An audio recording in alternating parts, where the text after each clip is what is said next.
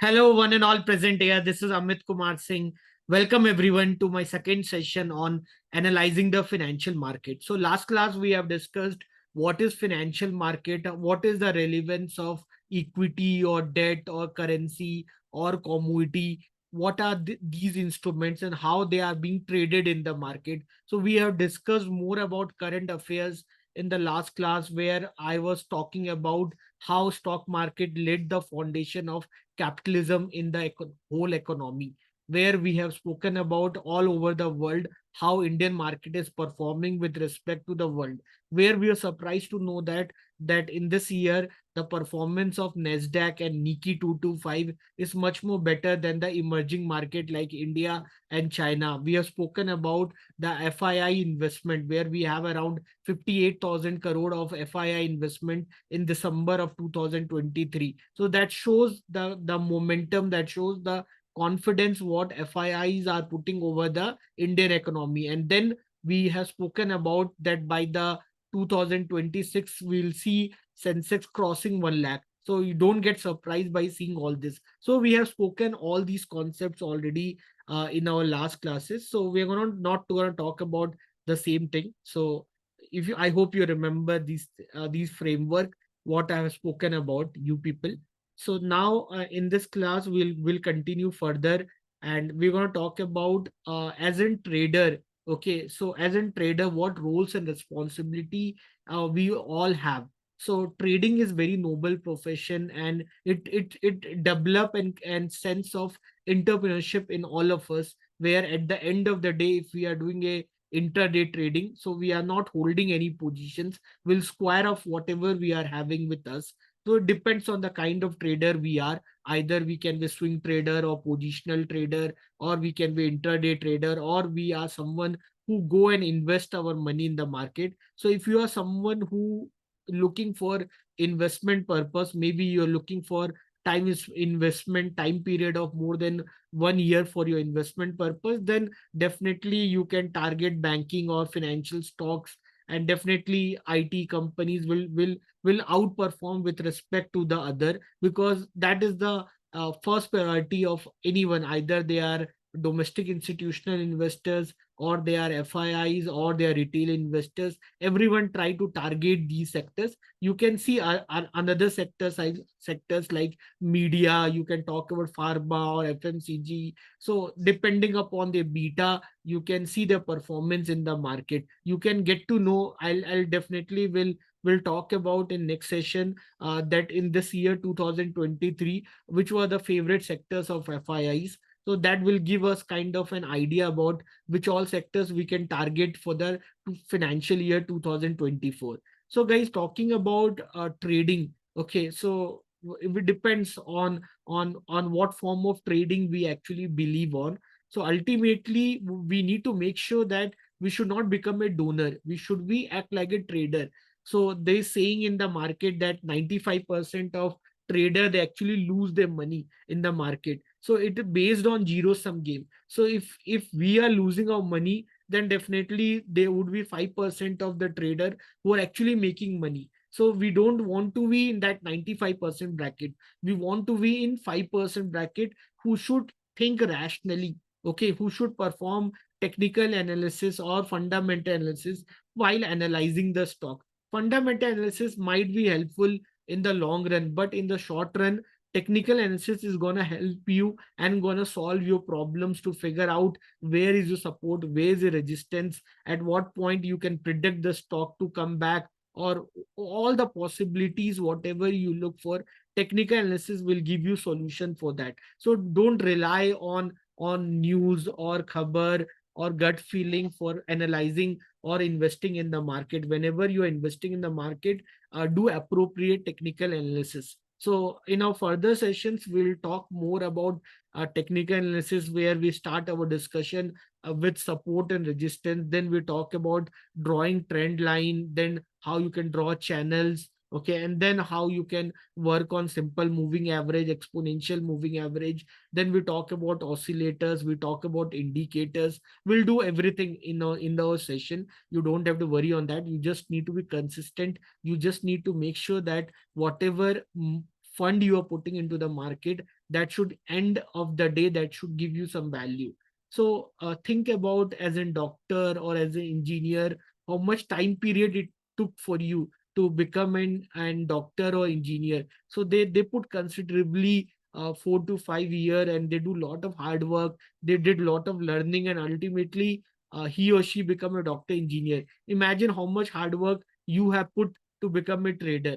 Okay, you signed on some KYC document wherever your trader, your broker has told you to sign.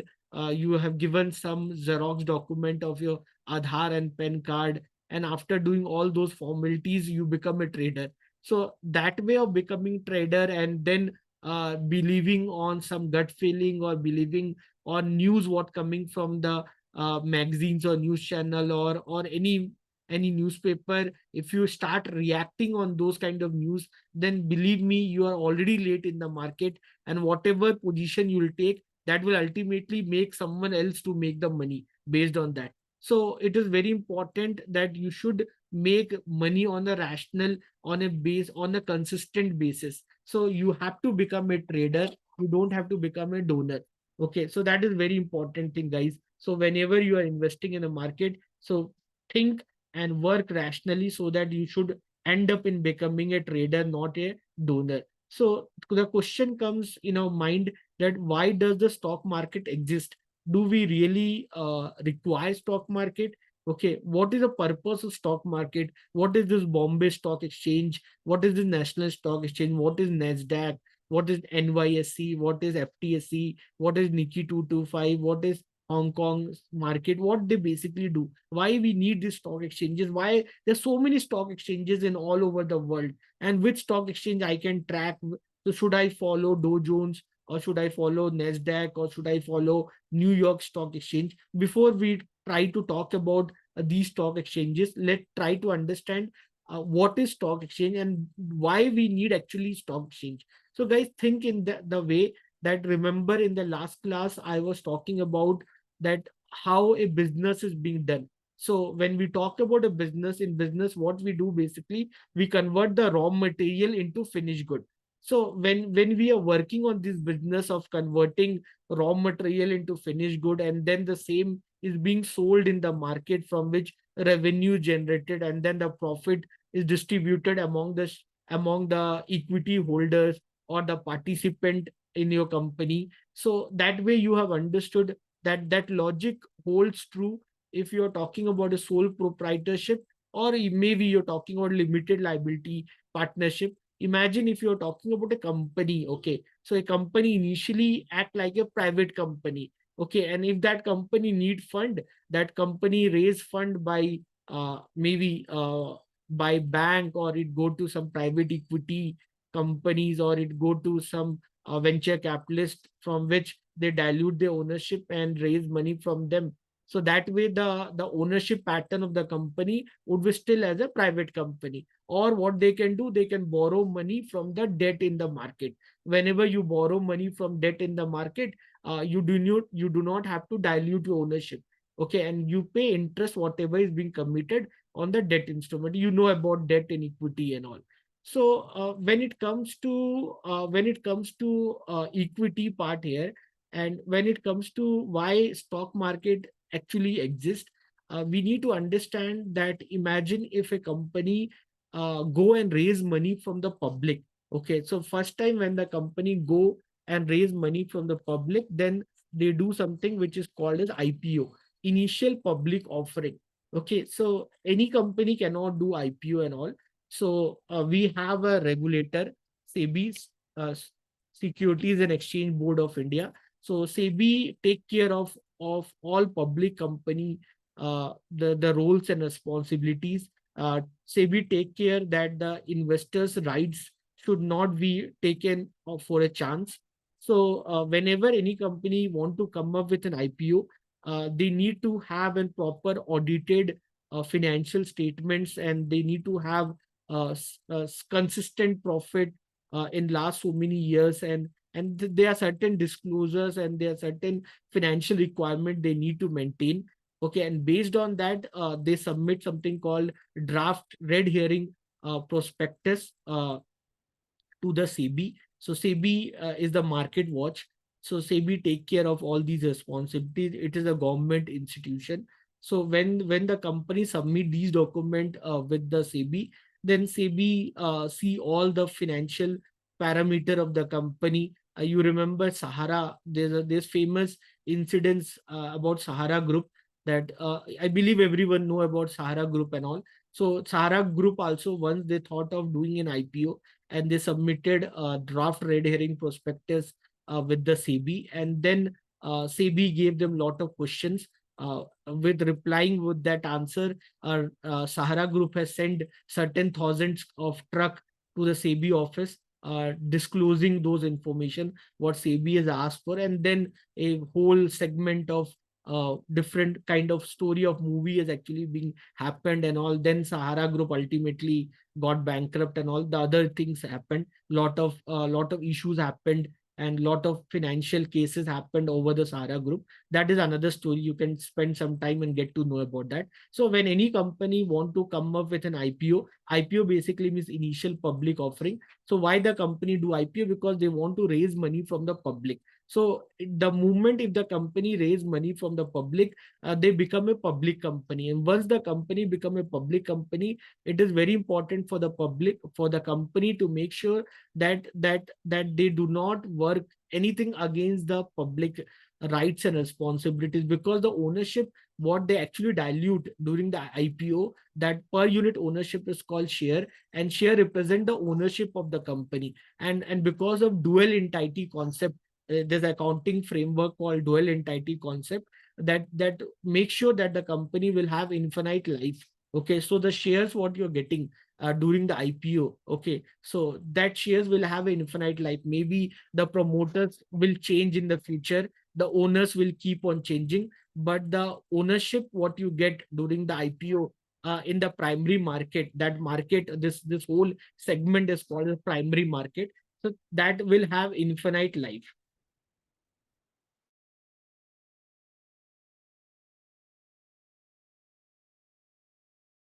Sorry for the background disturbance. So, whenever any company come up with an IPO, they have to make sure that the rights and responsibilities of the investor should be given the maximum priority. So that for that only, once the IPO of the company is being done, okay, the company have to list themselves over the stock exchange. And when the company lists themselves over the stock exchange, then every day based upon the demand and supply and based upon their performance in the market, their per unit ownership of the company goes up and down. Okay, so generally the value of the company is basically determined on mathematical framework which is called as the market capitalization.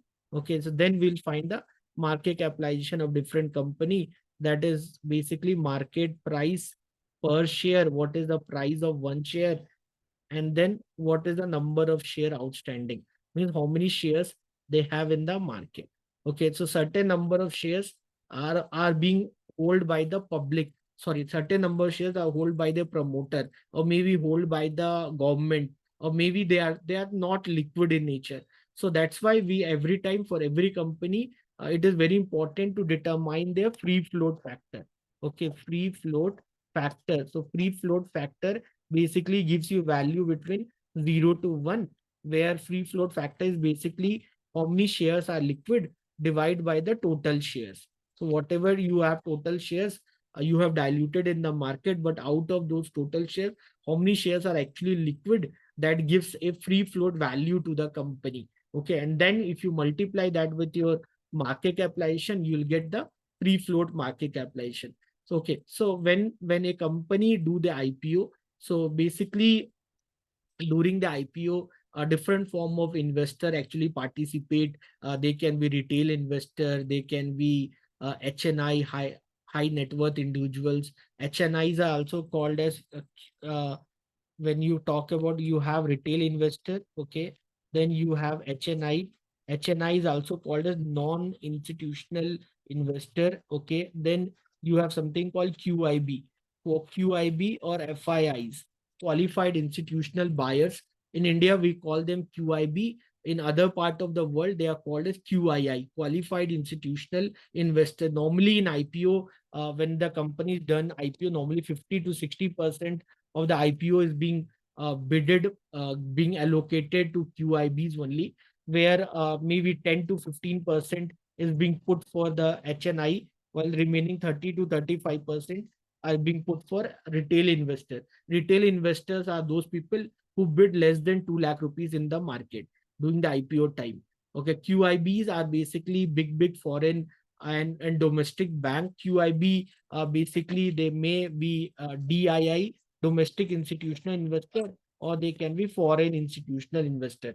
Domestic institutional investors are basically your banks, your Indian banks, Indian mutual fund company, Indian provident fund company, Indian insurance companies like LIC or different mutual funds, HDFC Life mutual fund, whatever different mutual funds, what we know, the provident fund of a company, the private equity firms in our country. FIIs basically include foreign banks, foreign investment bankers, foreign private equity companies, foreign mutual funds, foreign provident fund companies. So these FIIs are the bigger player in the market. Like you've seen in December 2023, the around 57,300 crore of investment is done by FIIs in our market, which is one of the very big driving factor for the robust growth of our financial market. So altogether in this year, you have seen around 1.62 lakh crore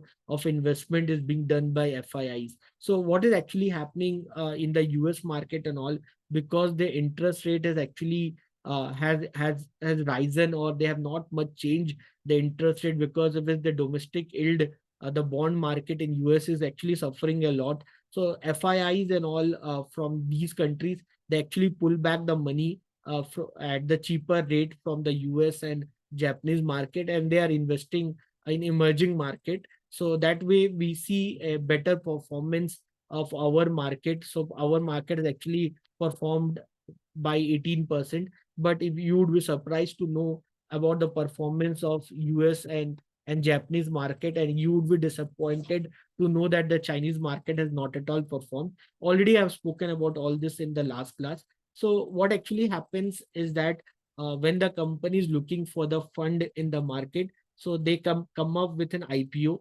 Okay, during IPO they raise money from the market, and once the IPO is being done, so whatever money they have raised from the market, that money, by taking that money, they have given their ownership in the form of shares, in order to make their ownership dilute, in order to make sure that the liquidity is there in the ownership, in order to make sure that the ownership what the investor got during the public issue, during the primary market, this ownership will have infinite life. So in order to make sure that there would be a liquidity for this ownership, so what the company have to do, they have to list themselves on the stock market. So we have stock exchanges like Bombay Stock Exchange, we have a National Stock Exchange, where these company actually list themselves. And once the IPO get over, normally IPO runs for 3 days.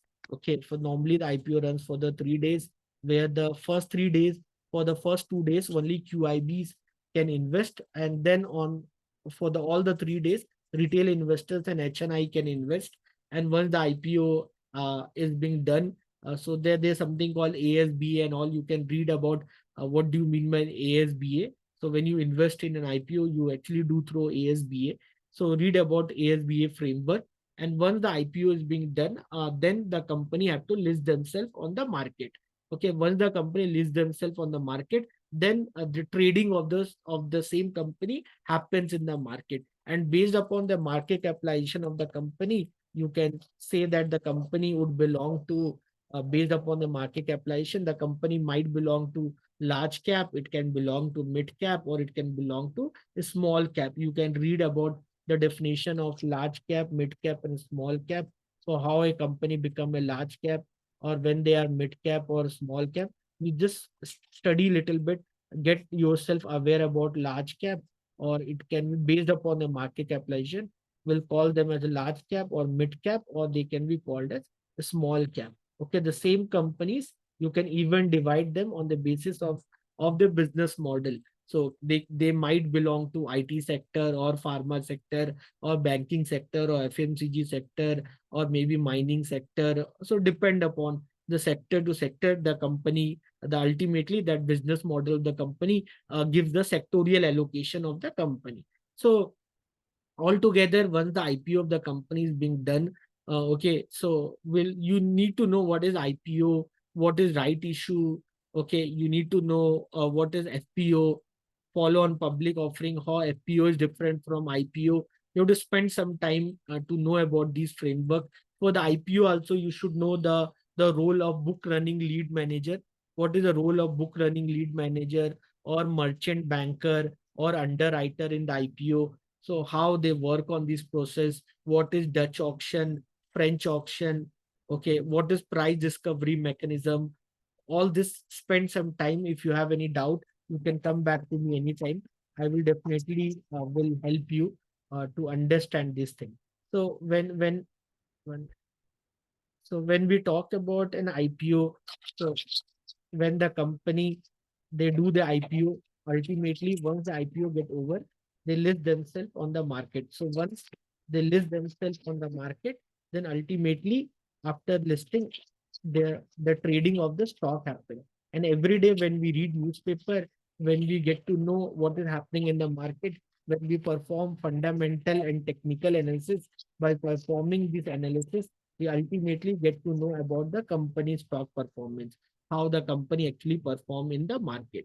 So stock market basically, what stock market basically do, it provide a legal and convenient way to transfer money and ownership between common men and the companies. Okay, so you know about, we have two stock exchange in our country. We have Bombay Stock Exchange and we have National Stock Exchange. So out of Bombay Stock Exchange and National Stock Exchange is more famous, more popular. The maximum trading, what we talk about, it happens over the NSE, National Stock Exchange. So if you want, we can get to know, we can go inside the website of National Stock Exchange. And this is the website of National Stock Exchange. And you can see here different stocks are trading. Okay, you can see their performance here. So here, what you're seeing the stocks, these all are Nifty 50. Okay, basically the index of National Stock Exchange is called as Nifty, which consists of 50 blue chips company. You can see this these company names and all. So these are the 50 blue chips company. If you do not understand more, what you can do, you can simply invest in the index fund, or you can invest in the ETF fund of this Nifty 50, and that way you can always get a return which is equivalent to the market return. If you don't know much, or what you can do, you can go for active investment and you can figure out which stocks can underperform, which stock can overperform in the market. Based upon that, you can buy or sell the stock in the market. Maybe like suppose if I click on Coal India, so you can see about Coal India. So how it has performed, it is actually trading right now at 362.5 rupees. And in last day, it has actually went up by 1.97 percentage. You can see the order book of the Coal India. Order book basically talks about the bid quote, ask quote. Whenever you're trading in the market, you'll either buy or either sell the stock. So whenever you're buying the stock, you'll put a quotation that is called as bid quote. If you're trying to sell the stock in the market, you put the quote that is called as the ask quote. So so this is what you, when active trading is being done, you can see actually the bid quote and the ask quote about the stock in the market. You can see in last day how many volumes of the shares being traded.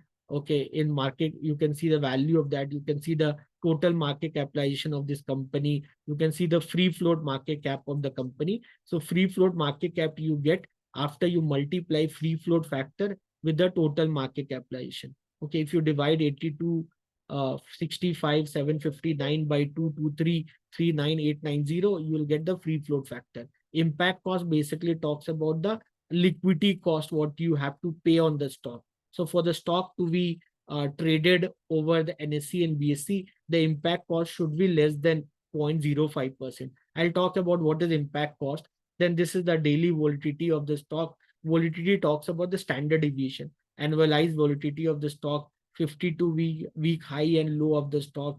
You can see VAR. VAR basically means value at risk, the maximum loss what you can get on the stock. Okay, that basically means VAR. So the data is given on intraday basis. So these all figure you can see about this stock. Okay, I hope you understood. So if you want to know more about Coal India and all, you can go to website like moneycontrol.com.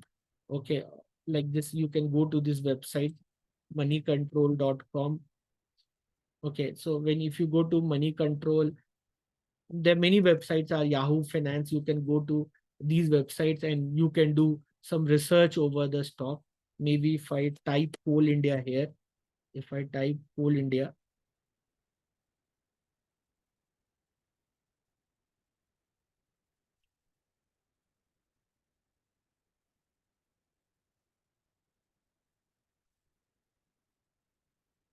so you can see the daily movement of the Coal India. Okay, then you can see the chart of the stock, how they have performed. Okay, you can see 1 minute chart, 3 minute chart, 5 minute chart, 15 minute chart, 30 minute chart, 1 hour chart. So 1 day chart, like this you can check this. Basically those who do intraday trading, they go for 5 minute or 15 minute chart. Those who are basically swing trader, they go for daily chart. It depends upon your investment ideology. So you follow different form of chart.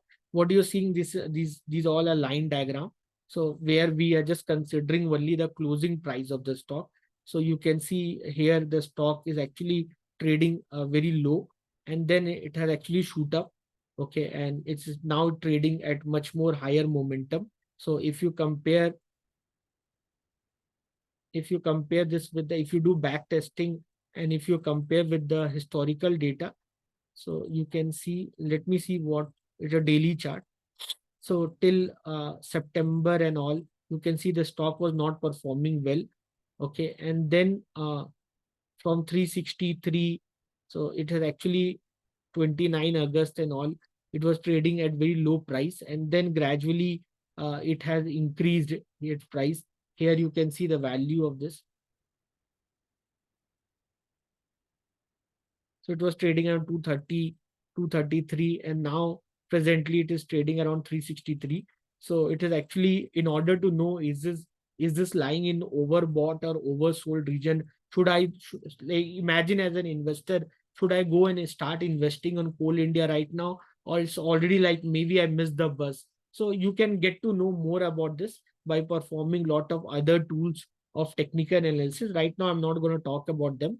So we'll spend more time analyzing or studying these framework. Okay, so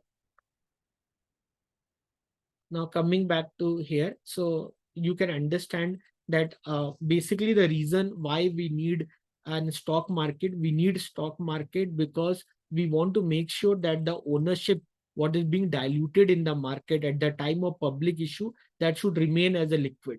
And in order to make sure that it remain as a liquid, it is very important that the trading on that stock should keep on happening, where the people should keep on coming and buying and selling the stock in the market. There should be always the liquidity. There should be always an participant who keep on buying and selling on the stock. And that way we'll see a momentum in the stock performance.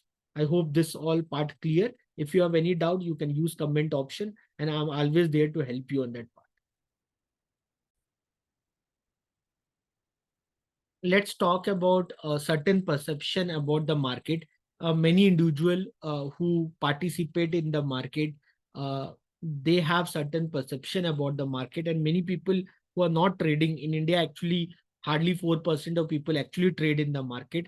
So the lot of myth about the market is there, like it is a place to make quick money. So there's nothing called quick money. So if you start working on quick money, then you actually end up in doing gambling in the market without realizing uh, what is an ideal atmosphere to trade in the market, when to buy, when to sell.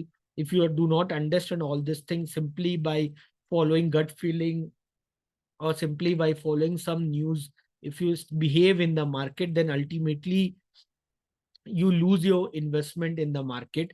So you need to very careful that when you invest your money in the market, it's very important that you spend time understanding about the stock, understanding about the business model of the company, understanding that how the how the graph of the price and volume is actually reacting with the time. So here it's not the place where you can do everyday intraday trading. There are certain investors who believe on intraday trading. They follow 5 minute 15-minute charts and they take decision based on that. You can do, you're most welcome to do that, but there are a lot of different ways are there of working in the market. So it's not only about buying and selling within the day and squaring off your position. Okay, then it is a place only for rich people, nothing like that. You can start investing in the money even with 1 rupee. You might get a share of 1 rupee. You can even buy one share and you can hold that share till the time you want to hold. The moment if you buy one share and you want to hold it, then it go for settlement and then you get a contract note that shows the ownership power what you are having about that stock. Whenever you buy the stock, you will get the voting right. You'll get all the feature about of having an ownership about the company. So it's not like only rich people participate in the market. Anyone and everyone who just need to open a demat account, then he or she can participate in the market. So the many say that you need a lot of expertise to understand the market. I give you an example that you can simply buy Nifty ETF or buy index fund. Okay, you can just go with mutual funds who do passive investment. There would be a fund manager who will take care of your money, and that way they'll give you always a better return. So if you have little bit of basic understanding about how a company works, and if you understand the performance of the company, the performance of an economy, you are good to invest in the market.